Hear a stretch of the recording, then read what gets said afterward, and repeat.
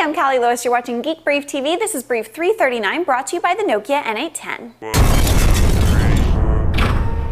I'm back from Vegas where I moderated a panel about 4G at a private Alcatel-Lucent event. When I was there, I got to see some amazing tech research in action. With Geek Brief, I pass along information about technology that I have access to. Now that we've been around a while, we're being allowed to see technology that won't reach the market for years. It's an amazing thing, and my goal is to convince researchers to allow me to show you their work, even though it's not maybe ready for prime time. At the event, there was this guy walking around very quickly all day long. He was wearing a display that brought to mind Mad-Eye Moody from Harry Potter. It took all day when we finally caught up with him at the Studio 54 after party. His name is Thad Starner, and he's an associate professor at Georgia Tech in the College of Computing department. He specializes in interactive and intelligent computing research. His wearable computing setup consisted of 4 major parts: an OQO computer running Ubuntu, a wearable VGA display, a battery pack to keep it running for hours, and an input device called a Twiddler. Most of his setup is too expensive to be accessible to anyone who is just casually interested in wearable computing. An OQO computer starts at $1,300,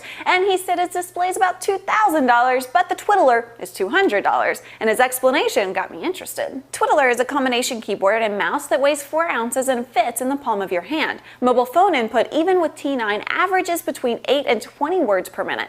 Twiddler users average speeds between 50 and 130 words per minute, and research is showing that they are able to type that fast several hours after they start using it. There are 12 finger keys in the front in rows of 3 by 4 and 6 thumb keys. Watching someone use one is very similar to watching someone chord while they play a guitar. In fact, they call it chord keying because you press 1 or more keys at a time.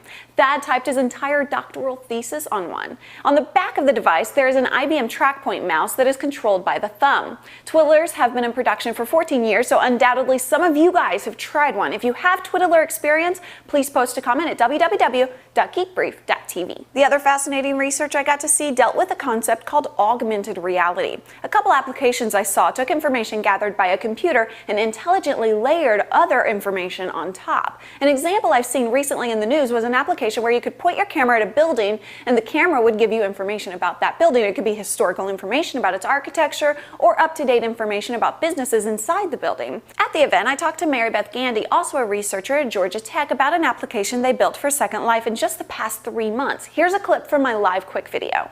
As you can see, this is a physical space we have set up here, kind of to look like an ad hoc meeting space that we made with Legos and such. Now you can see all of those people from the Second Life world are overlaid onto our physical space. And we even have them interacting with physical objects, such as there's a person there that's sitting on a physical Lego. We have the video screen there is being blocked by the physical Starbucks cup. And we can interact with these people. I can move my avatar around in the space.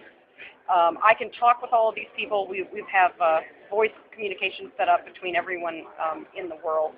So I can do all the normal Second Life things, but I get to have it overlaid over the real world. And so we're interested in figuring out how to leverage this capability to do cool things for productivity and also for entertainment. I love shiny, happy gadgets that are new to market, but even more, I love getting to see the raw science and engineering that will be ordinary in a few years. We're making the connections to bring that stuff to your attention as early as we can, and hopefully it'll make up a lot of what we're able to bring you on the big trip. Thanks again to everyone supporting the big trip through paidbypixels.com. We have to raise about $50,000 before we can head out, and we're about 1/4 of the way there. I have a feeling the Nokia N810 and future versions of Nokia Internet tablets will play huge roles in how we experience augmented reality. So get yourself one. Use my promo code GeekBriefTV to save 15%. The earlier you adopt, the more prepared you are for the future. I'm Callie Lewis. Thanks for watching.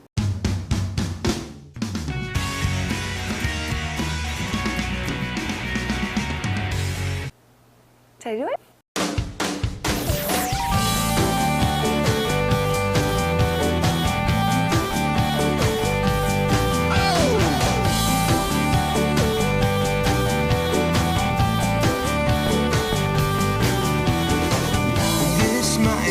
Crossing the line, but it's